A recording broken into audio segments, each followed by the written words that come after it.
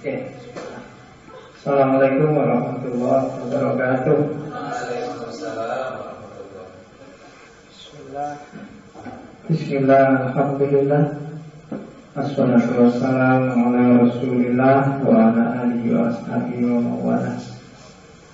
Amma ba'du. Malam ini kita lanjutkan lagi ngaji filsafat kita ke tema selanjutnya. Saya silong gak apa-apa ya. Tidak biasa. Kesel ya. Duduknya gitu. Santai. Kalian juga gak apa-apa. Sampai enggak harus kayak di kampus harus pakai sepatu. Ya, jadi santai aja. Nyantai-nyantai. Selonjoran juga gak apa-apa.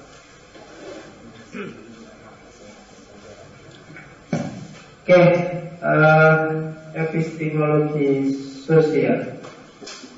Harusnya saya ngomong yang epistemologi sosial ini minggu lalu.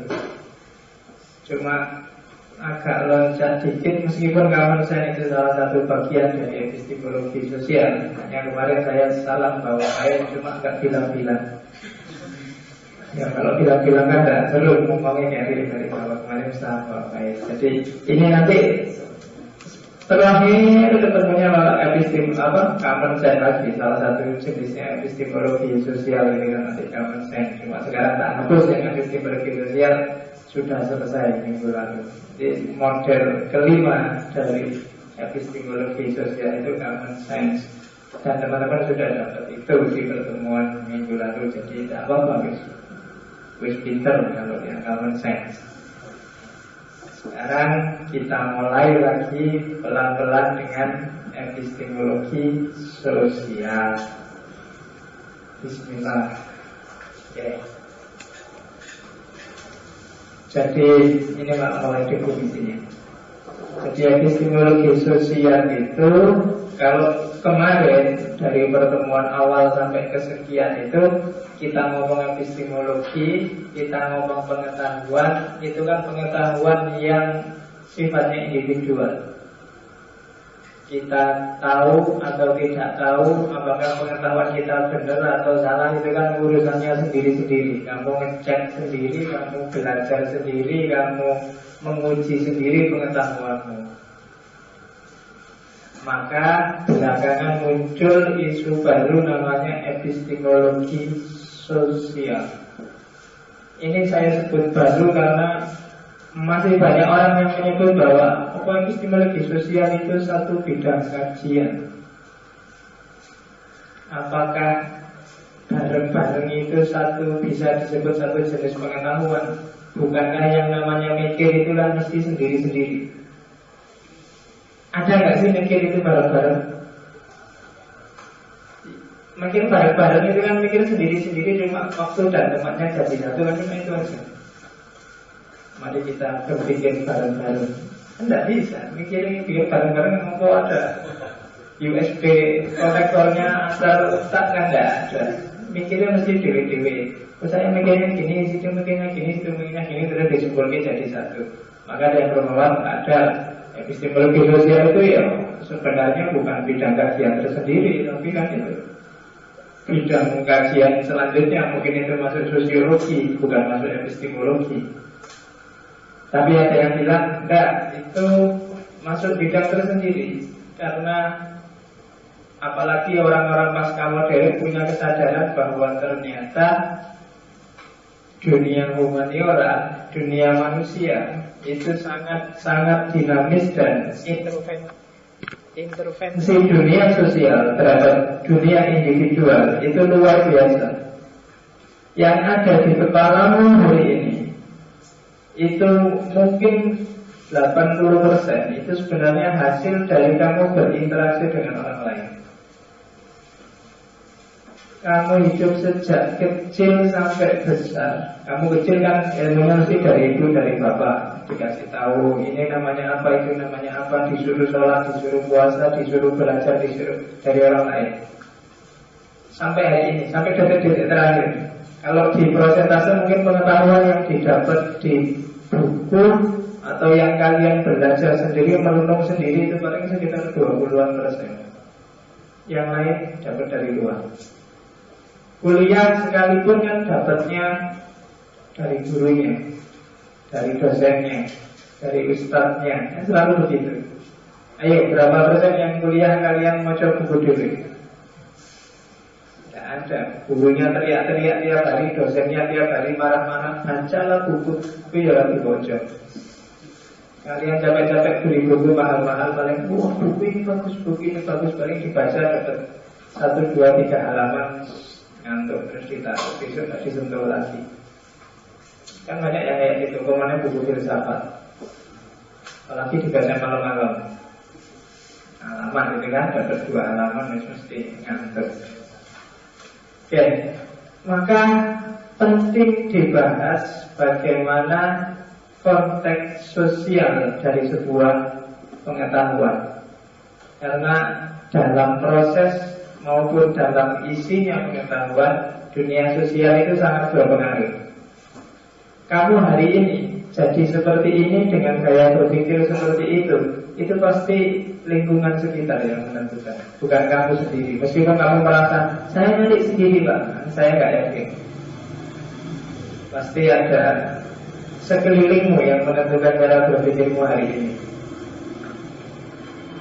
Objek dari epistemologi sosial dengan demikian adalah dimensi sosial dan interpersonal dari pengetahuan. Jadi aspek hubungan aku sama kamu, hubungan saya dan orang lain, yang ini ada hubungannya dengan pengetahuan. Dunia ilmiah pun seperti itu. Dia tidak bisa berdiri, ilmuwan itu tidak bisa mandiri sama sekali tanpa tergantung dengan ilmuwan yang lain. Dosen juga begitu. Saya tidak mungkin jadi kayak gini kalau tidak berinteraksi dengan orang lain, dengan buku yang ditulis oleh orang lain, dengan pengetahuan guruku, dosenku, orang tuaku yang membentuk sejak kecil. Maka ada dimensi interpersonal dari pengetahuan, dan itu penting untuk kamu ketahui. Maka jangan gaya. Sepinter-pinternya kamu berarti sebenarnya kamu dibentuk, bukan mencari. Kalau kamu merasa saya mencari, tidak bisa. Kamu itu sebenarnya dibentuk nanti kita lihat. Asumsi utamanya epistemologi pengetahuan yaitu tadi, sebagian besar pengetahuan kita merupakan hasil interaksi sosial dengan orang lain. Maka jangan senang jadi single fighter. Dulu guru-guru di sekolah kan selalu bilang bahwa pinter tidaknya murid, pinter tidaknya mahasiswa itu hasil dari gesekan, hasil dari diskusi dengan yang lain. Karena kalau sendirian kamu tidak ngerti, kamu sudah benar atau masih keliru, itu susah mengukurnya. Kamu baca buku merasa sudah luar biasa, tapi begitu kamu cerita orang lain, oh tidak gitu, salah kamu memahaminya, bisa kayak gitu. Dan kamu tidak bisa kontrol pemahamanmu yang seperti itu. Maka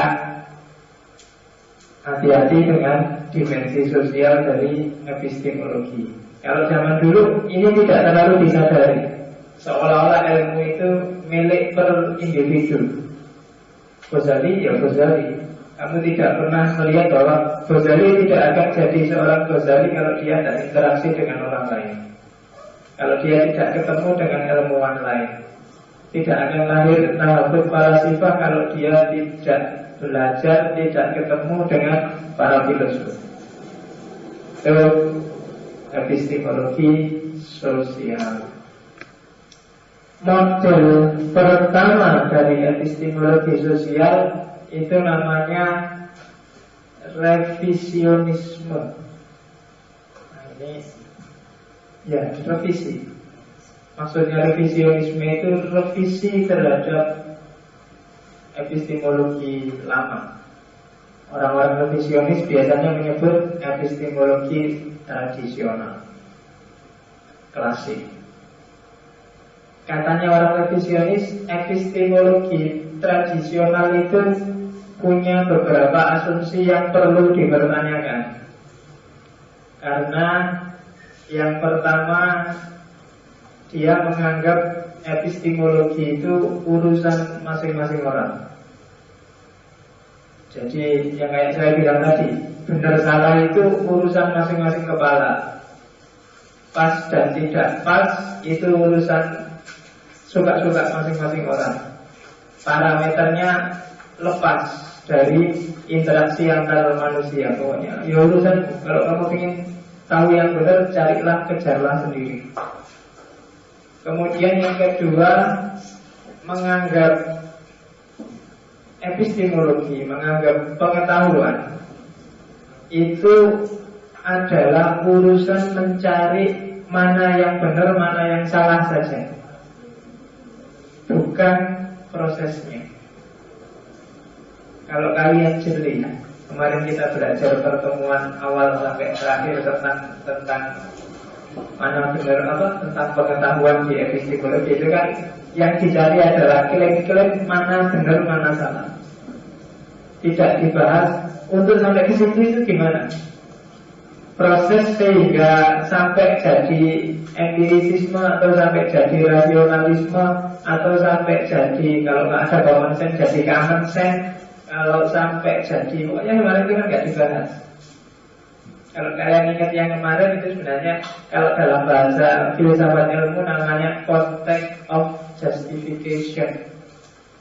Yang dibahas adalah parameter benar salahnya, tidak membahas prosesnya. Pokoknya kalau David Hume kemarin yang benar itu adalah yang ada bukti empirisnya. Tidak dibahas proses untuk dapat bukti empiris itu seperti apa.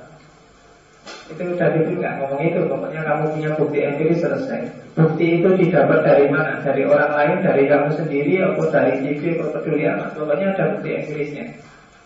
Tidak membahas proses. Padahal kalau dibahas proses mungkin lebih rumit lagi. Kayak fikih itu kan finalnya memang halal, haram, sunnah, makruh, mubah. Ini konteks of justifikasi. Tapi proses harus kamu bahas juga. Karena untuk sampai pada halal, untuk sampai pada haram, harus ada proses dong. Dan proses menentukan justifikasi. Itu yang sering orang bahas. Kamu ujung-ujung langsung tanya apakah rokok itu halal apa haram. Jawabnya mesti susah. Biasanya kalau nggak apologis, apatis, dogmatis.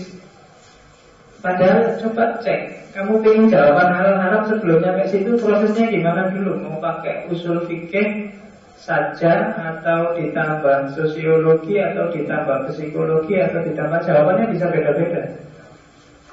Mungkin dalam konteks tertentu rokok itu mubah.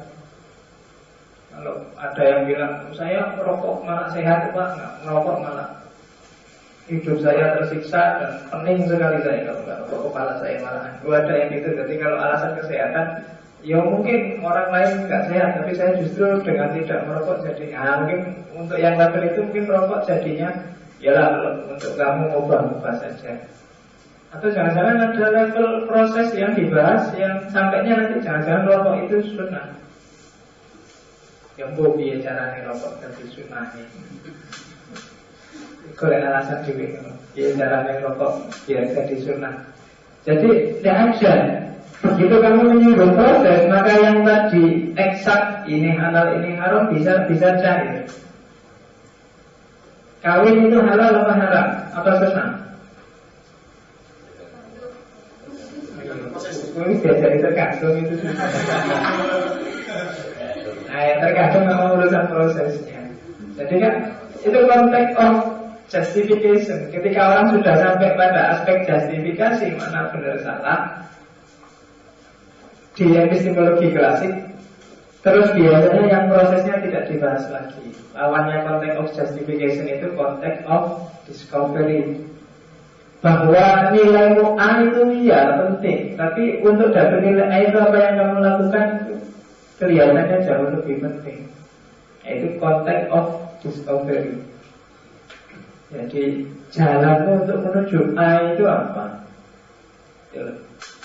Jalanmu untuk dapat pacar cakep itu apa? Itu menentukan. Jalanmu untuk dapat apa lagi?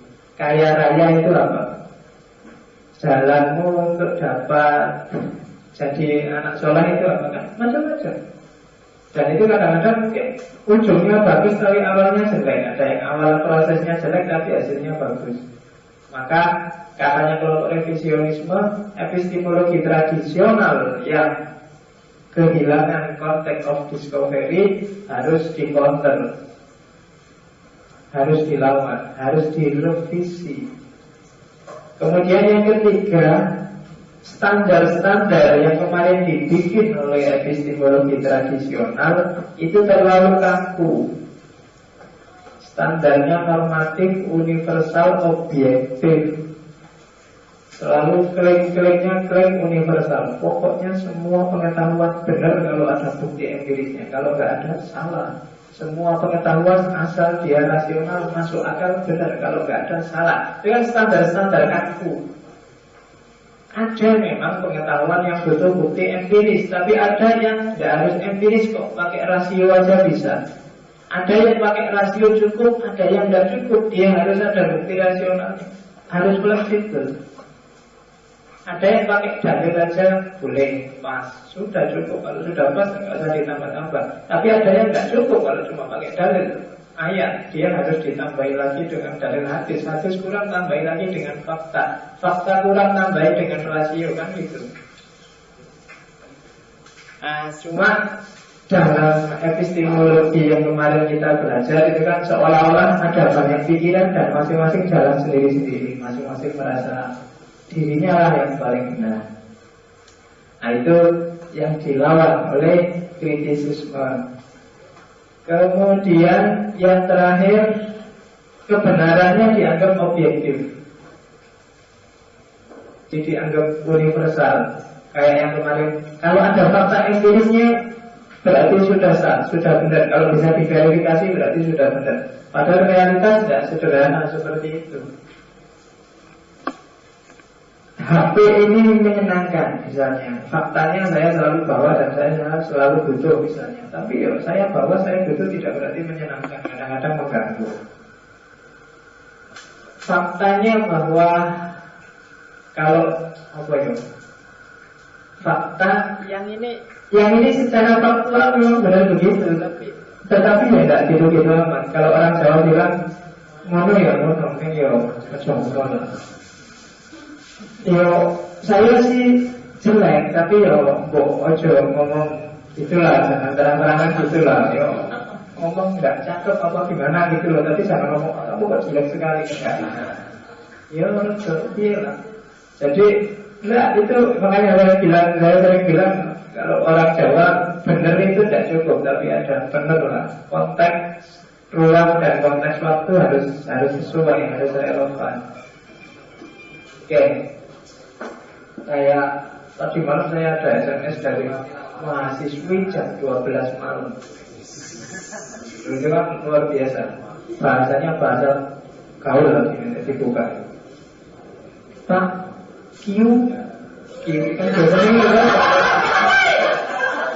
senengnya kan SMS itu Pak Q dan XXXMX 2 kali kok BLM di plus. SMS kalau bunyi ada plusnya itu gitu kaget. Ya harus MUPH kan sekarang maaf banget sekarang gitu dong, nggak ngerti bahasa kalau MUPH itu kan maaf ya. Q tak kasih Q juga. Q LG bobot.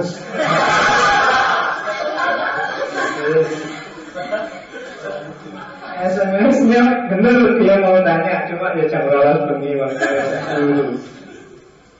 Secara rasional, faktual benar, waktu dia ingin tahu terus tanya, yang ditanya yang dosennya, ya jangan jam 12 malam. Orang lagi bobok gitu kan. Oke, ya bahasa-bahasa baru kan gitu. Coba kamu lihat SMS-an itu kan mesti disingkat-singkat, apalagi Facebook itu mas. Sedang meriang nih. Ya. Oke, meriang aja di kamerin gitu. Oke ya. Jadi epistemologi tradisional oleh kelompok revisionisme dikritik itu. Terus